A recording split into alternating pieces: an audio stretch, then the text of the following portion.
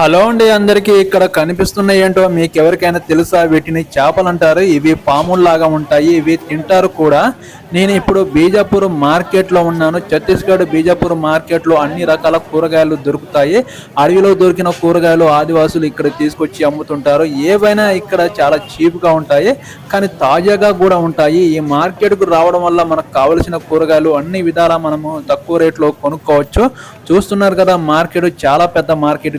ఈ మార్కెట్ కి ఒడిశా నుంచి వచ్చి కూడా ఇక్కడ బిజినెస్ అనేది చేసుకోవడం జరుగుతుంది. చాలా పెద్ద మార్కెట్. ఇక్కడ ఉన్న పాము లాంటి చేపలు ఎంతమంది తిన్నారో కామెంట్ చేయండి. నేనైతే వీటిని గుమ్మడి పాములు అని పిలుస్తాను. వీటికి ముళ్ళు. ఈ బిజాపూర్ మార్కెట్ కి సముద్రం చేపలు కూడా వస్తాయి. ఈ బిజాపూర్ మార్కెట్ లో దొరకని వస్తువు అంటూ ఉండదు.